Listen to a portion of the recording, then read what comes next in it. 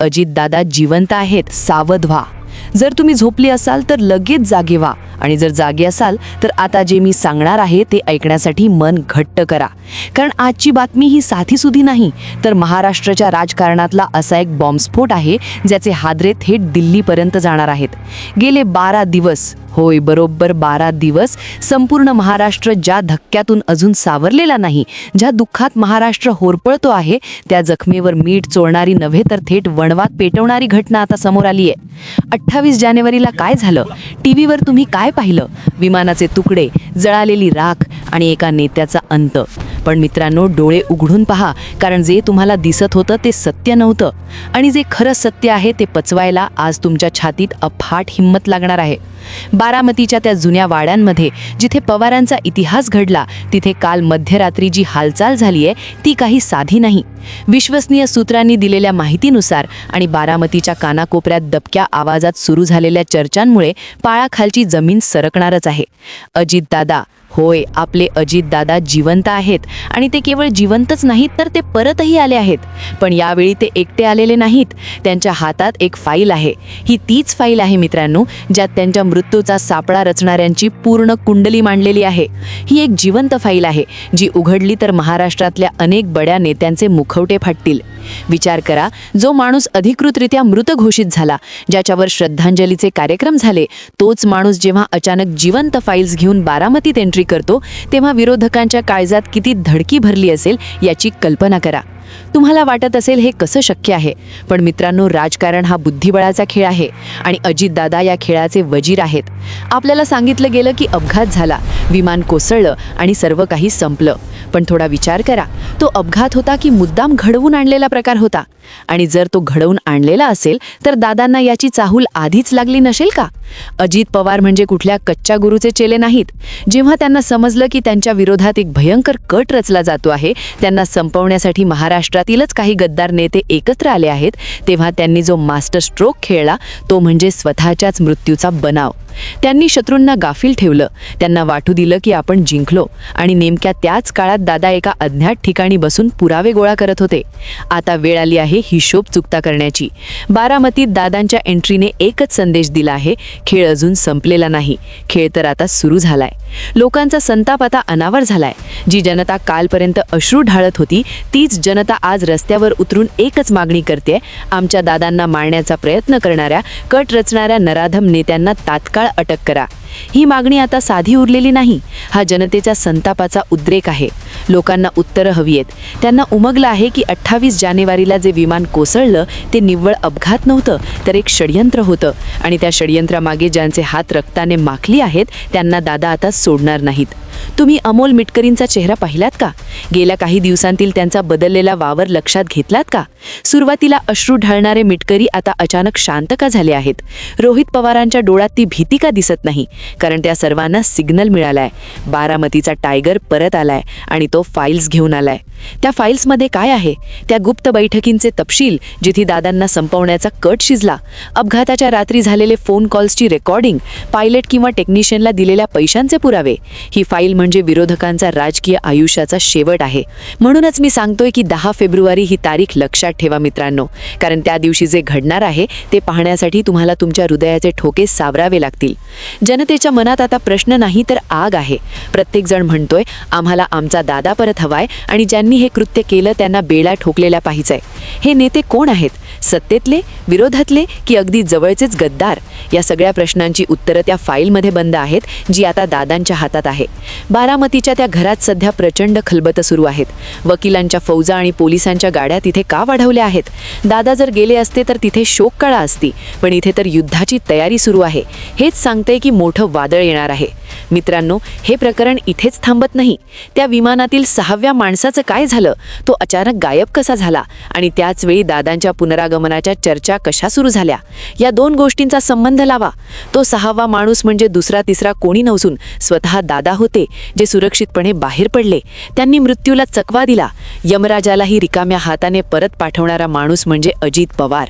पुढचे काही मिनिटे, पुढचे काही तास महाराष्ट्रासाठी अत्यंत निर्णायक असणार आहेत. ज्यांनी दादांच्या ज्यांच्या फोटोला हार घालायची घाई केली होती त्यांना आता घाम फुटला असेल, कारण त्यांना माहीत आहे की दादा जेव्हा परत येतात तेव्हा व्याजासकट हिशोब चुकता करतात. आता प्रश्न फक्त एकच आहे की त्या फाईलमधलं पहिलं नाव कोणाचं निघणार आहे. आपण आता त्या टप्प्यावर आलो आहोत जिथे परतीचे सगळे रस्ते बंद झाले आहेत. राजकारणाच्या या बुद्धिबळाच्या पटावर प्यादी आपली चाल चालून गेली आहेत, पण वजीर अजून मैदानात उतरायचा बाकी आहे. अजितदादा परत आले आहेत ही बातमी जितकी सुखद आहे त्यापेक्षा 100 पटीने भयानक ती बातमी आहे जी आता पुढे येणार आहे. ही बातमी आहे त्या फाईलची आणि त्या मागच्या मास्टरमाइंडची.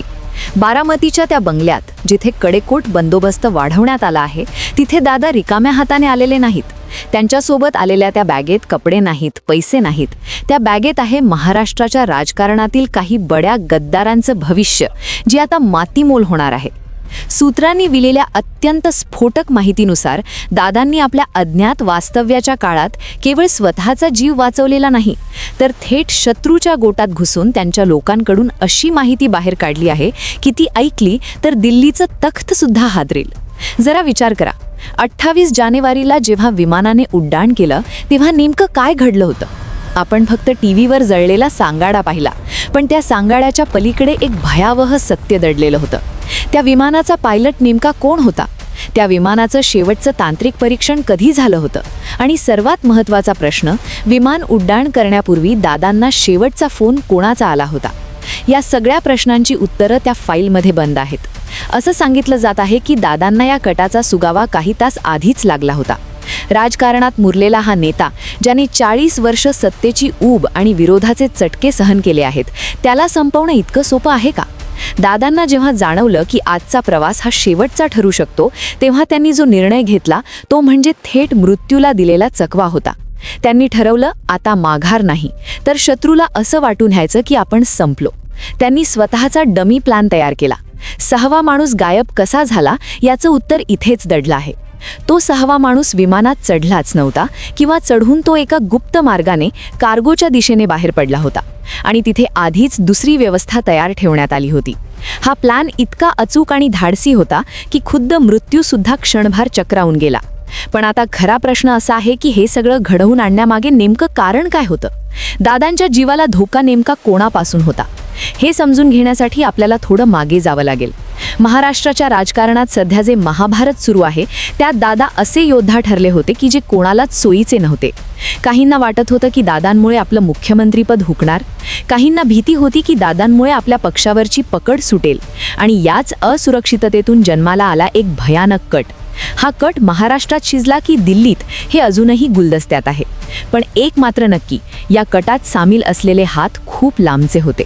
दादांकडे अशी काही माहिती होती, असे काही पुरावे होते जे जर बाहेर आले असते तर अनेक पक्षांचे तुकडे झाले असते, अनेक नेत्यांच्या कारकिर्दीचा शेवट झाला असता. आणि त्या पुराव्यांना, त्या आवाजाला कायमच शांत करण्यासाठीच 28 जानेवारीच्या रात्रीचा हा घाट घालण्यात आला. पण म्हणतात ना, नियतीचा खेळ काही वेगळाच असतो.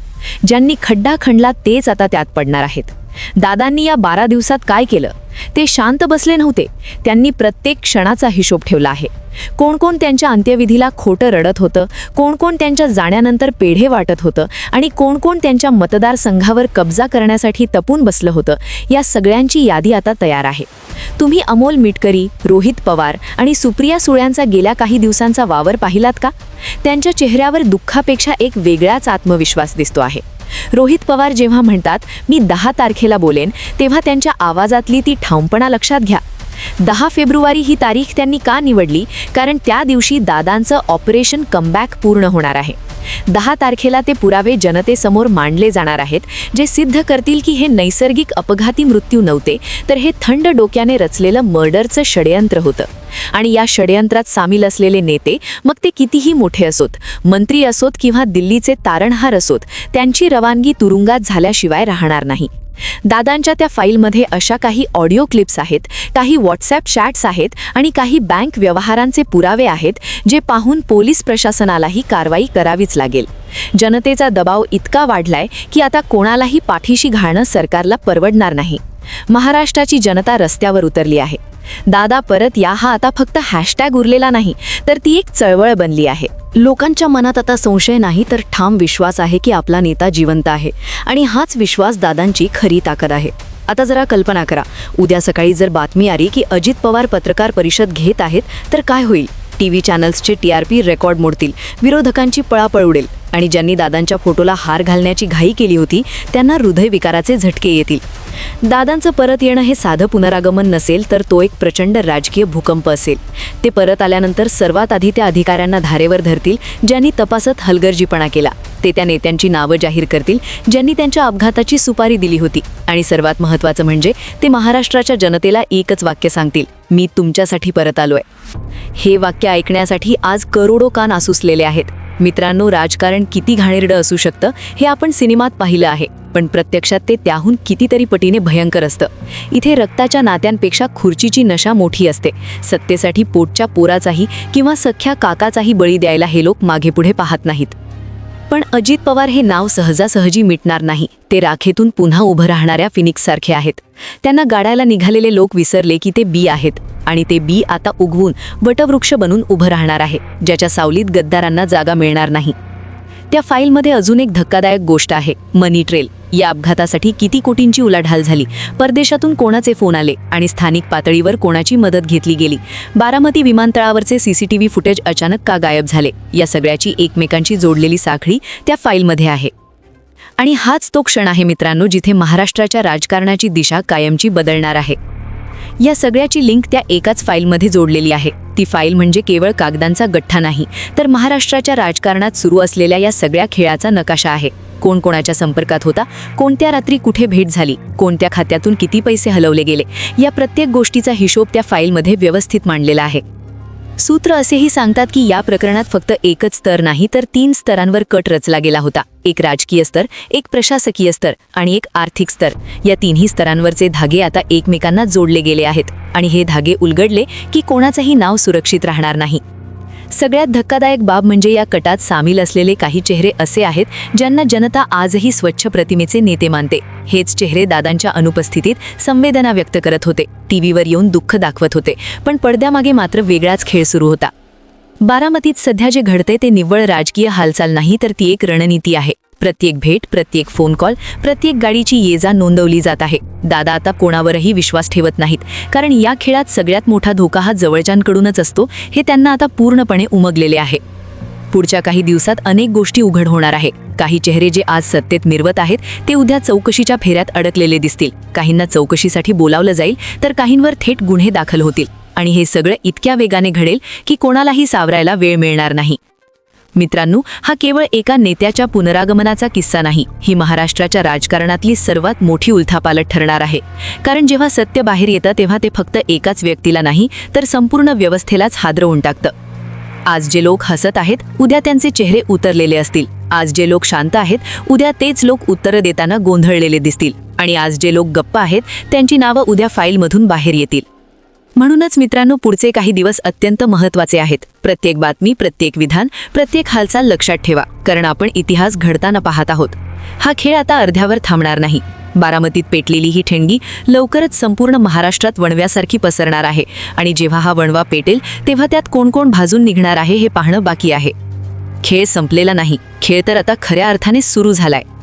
हा व्हिडिओ कोणतीही चुकीची माहिती पसरवण्यासाठी नाही तर गेल्या 11-12 दिवसात महाराष्ट्रात जे प्रश्न विचारले जात आहेत, जे दावे केले जात आहेत त्यांचं एकत्रित चित्र मांडण्यासाठी आहे.